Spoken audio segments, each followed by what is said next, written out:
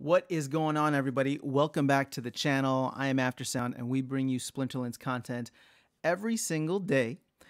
This is crazy because we have quite a bit of an update today that is literally super fresh. You can see this was posted 25 minutes ago, and I just saw it in the official Discord.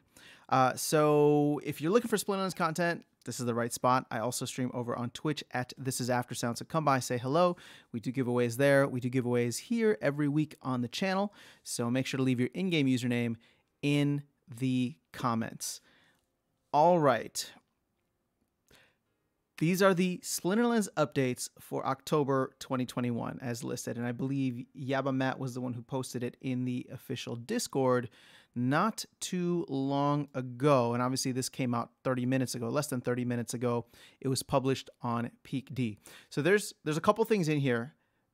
Three specific ones I want to highlight. I've read through this a couple of times now. The only thing I'm not going to cover is more of the technical stuff on the API, but this is for third-party developers.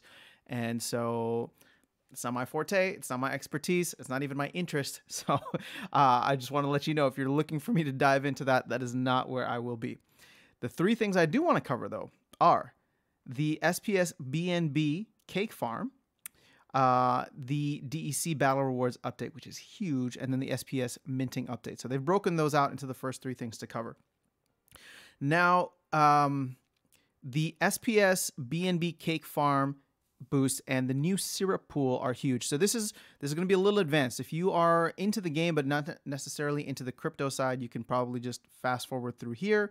But if you own either BNB or Cake, you can use the Pancake Swap protocols to earn extra SPS, right? So the SPS BNB Cake Farm pool is similar to, I mean, it is a liquidity pool, so it's similar to what you can do on Hive, but instead of SPS and Hive, what you're doing is, or SPS and DEC, you are using SPS and BNB, which is the Binance or the Binance Smart Chain token. The other thing too is that there is a syrup pool, which means you can stake Cake, right? So in the same way that we stake SPS, you can stake a different token called Cake, which is the Pancake Swap token, and earn SPS.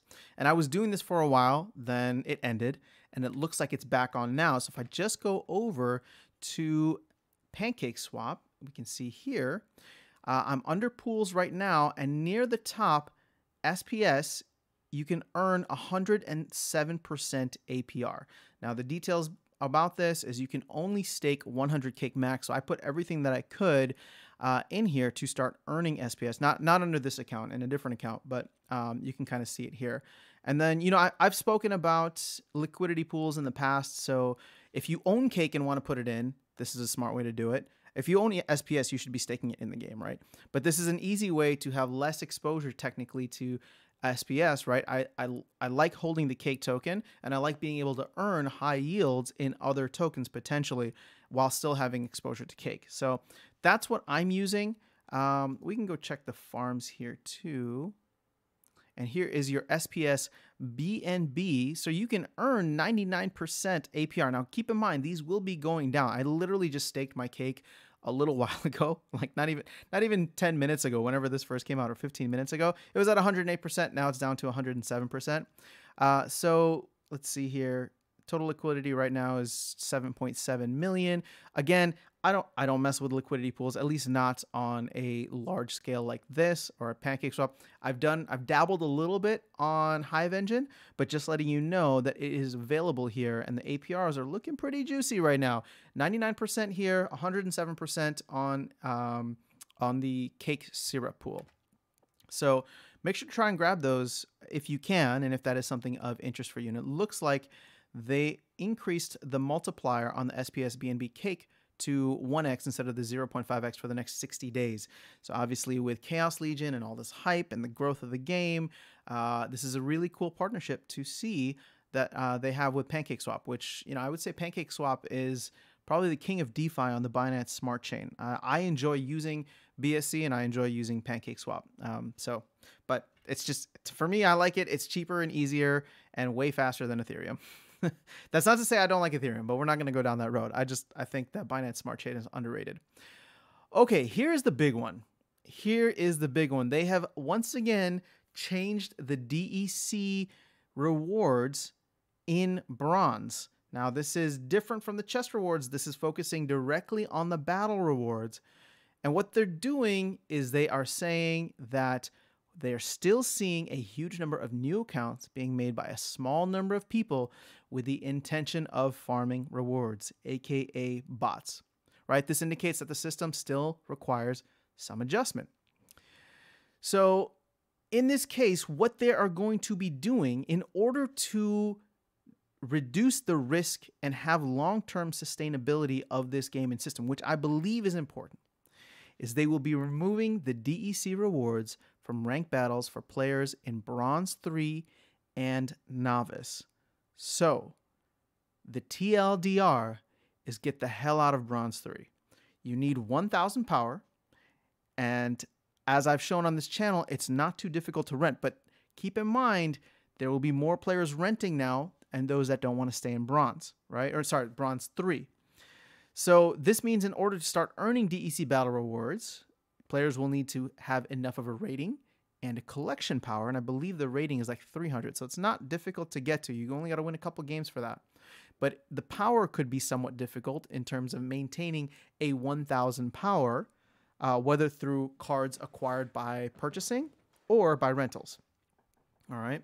So please note that once released, the DEC rewards for battles may be a little more volatile than normal, and it will likely take a day or two for things to settle into the new system. Now, they say, as with any reductions or changes to rewards, we understand that some players will be upset about the change, but the reality is that with the card rental system, it has never, oops, that's not what I wanted to open. It has never been easier, never been cheaper to increase your collection power, and it is of vital importance to the game economy and all long-term players that rewards earned are proportional to the assets held. Not going to question them on this. I think what we are seeing is them responding to the system being exploited. And I know if you are a newer player, you're going to look at this and say it's frustrating, it's demoralizing and discouraging for newer players. I understand where you're coming from. I truly do. I understand where you're coming from. If you have a limited budget, can't make it up to Bronze 2, and now the Bronze nerf rewards on the chest and followed by this, I understand the frustration. I also very much understand that this is a company and a game that is giving out money. They're literally giving out money for you to play a video game, and all they are trying to do is make it sustainable. So everybody needs to understand everybody else's perspective on this. And if you are a new player coming in and throwing a tantrum because you are not able to make hundreds or thousands of dollars while putting in only $10 for the spell book, I think you have the wrong perspective. And I say that with all due respect. I think you have the wrong perspective if that is how you are coming into this game. We need to understand that they are printing money in many ways and providing a ton of value for people who have invested into the game. And if you have not invested into the game, or if you are new and have not invested as much into the game, I can understand from your perspective how difficult this will be, but understand that they are trying to make sure that this is sustainable long term. I will never blame a company for taking the long-term route over short-term gains. So kudos to the team for that. I fully back it. Again, we're going here with their word, right? So to be fully transparent, I don't know what the numbers are. We wait until they share that with us. So could this be something where, well, I'm not even going to speculate on that. All I'm saying is that we have to take them at their word. And with everything that we've seen so far with bots and other exploits that have happened, it makes sense to me. We've seen a massive increase in accounts. And like I said, it's bullish for me because at the end of the day, I know a lot of those are new players, but we're also sure that a good chunk of them are going to be bots.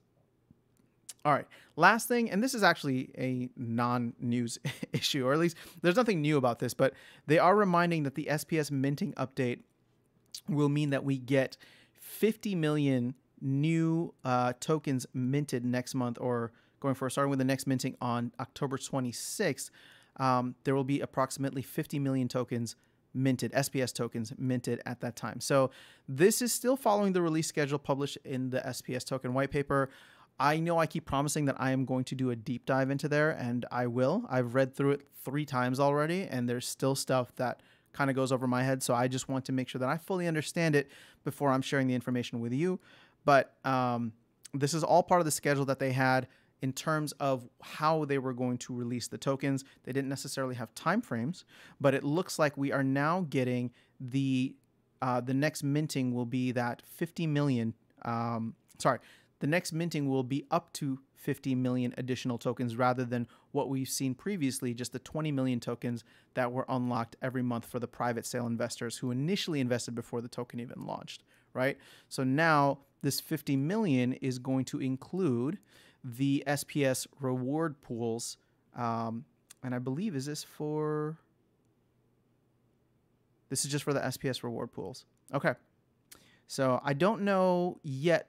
And we'll, again, like I said, I'll try to do a deep dive into the SPS white paper at some point.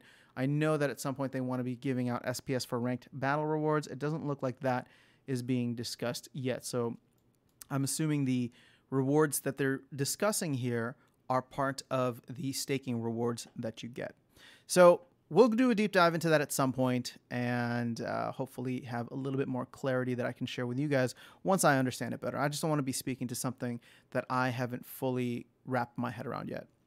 And then the last part here is just for third-party developers. They're updating some things within the API and the limits of those updates.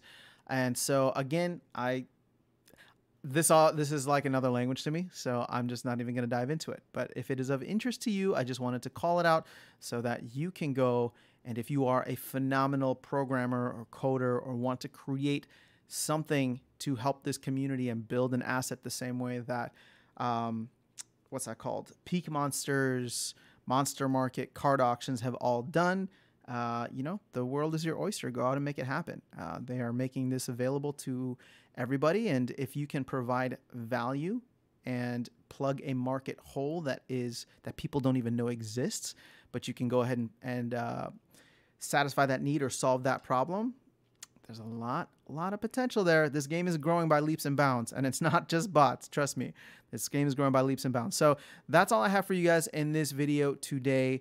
Let me know your thoughts, and we'll discuss. But like I said, the TLDR is get the hell out of bronze. Bronze 3, sorry.